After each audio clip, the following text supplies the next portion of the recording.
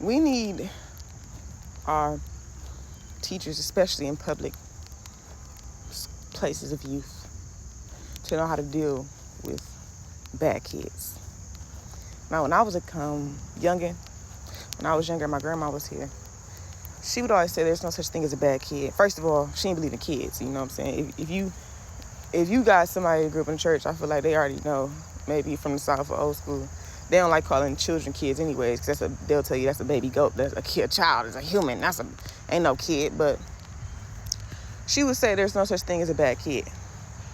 That means something's going on, right? There's bad environments, there's trauma, a lot of different things might be bad, circumstances, all those things. But the child is not bad. So when I was coming up, my mom, when I was coming up, I was a little bit older. I say it's young. I don't care what nobody say. Like, just because you're legal doesn't mean that you're mature and ready. You're just legal. You know what I'm saying? You're not even fully developed. You ain't got enough experience for me to recognize you as an adult. Just because you own stuff, I don't recognize you as that. When I can speak to you and I can see that you civil and you can make sound judgments about stuff, I'm like, okay, you're a full adult. You can tell. People say that too. When you talk to somebody, you can tell when somebody is all the way there, developed, compared to when they're not. But you can only do that as an adult. It's not something that kids can pick up on. Kids always think they sound mature. They always think they sound grown. Especially if they're smart. Don't let them be well exposed. They swear that exposure equates to wisdom and maturity. But anyways, my mom, when she first started going to therapy,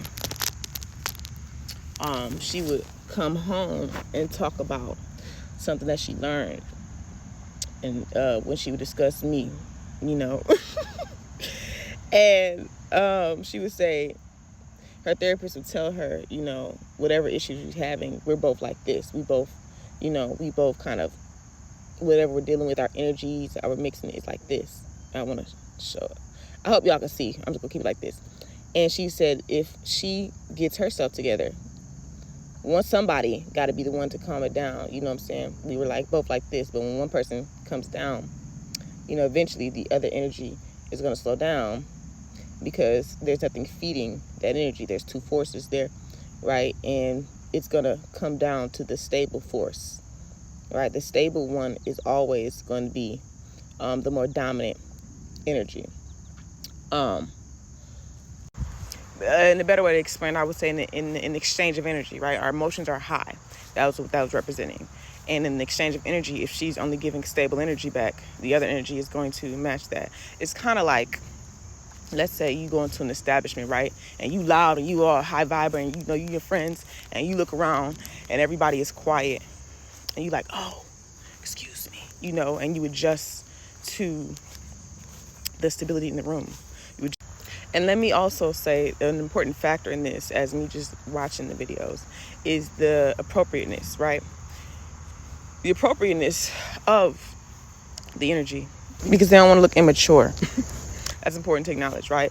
Now, if it's a situation, right, where if someone feels as though, you're weaponizing your stoicism, them people to be like, I'm going to look at how they're acting, reactionary views where you only being calm to make somebody else look crazy, you're not going to get that response back, especially if it's somebody that, that knows and don't give a fuck. You know what I'm saying? They probably going to get up more. Like, you ain't finna, who you think trying to pump you know what I'm saying? Like, front on.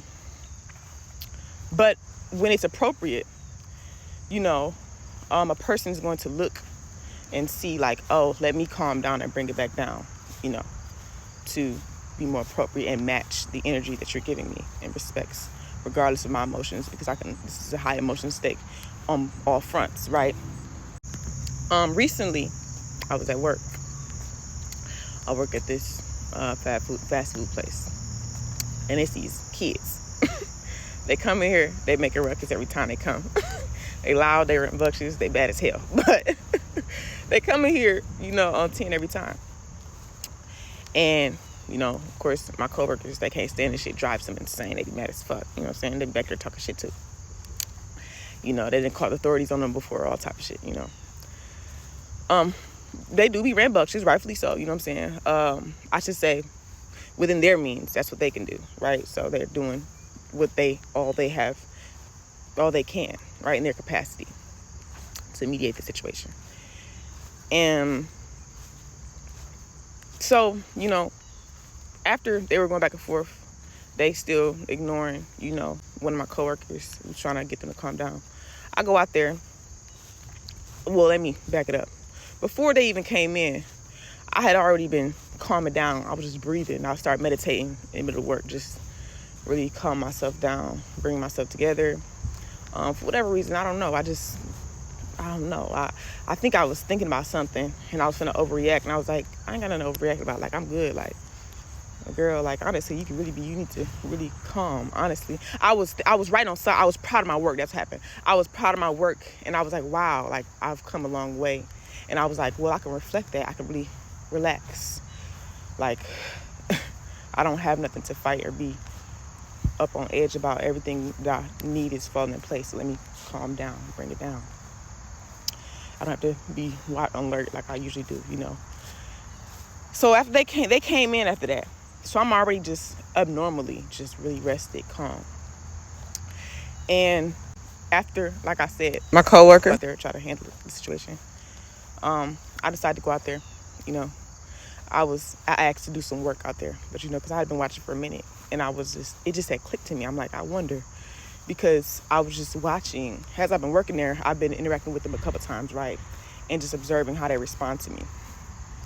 Now, usually, even if I'm reserved, if my energy is high, I just watch. I've just been observing for a minute, but as I've been becoming more and more in control of my energy, more stable, my emotions and things, they have been reflecting me differently.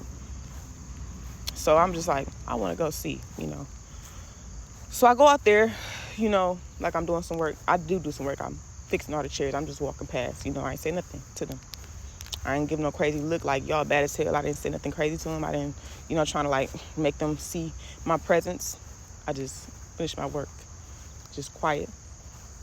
So I'm there, and I'm hearing them, you know, like, well, now I feel bad. You know, it's setting in, you know. My energy is making them reflect on their energy. I didn't come out there to match their energy. I didn't come out here to challenge their energy, you know. I just came in there to be a reflection so they could see themselves. Now, that wasn't that serious, you know, but, oh, yeah, they all went outside after that.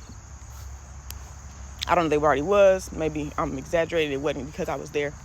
But they were just humans, right? I just responded to them as a human would, you know, like I just said, if I was in a library and I see people calm as appropriate, I'm gonna look at myself like, oh, you're not stupid, you know. But I say all that to say, we need people who can take more accountability than people who are less developed than them, immature, who are clearly not on their level of capacity.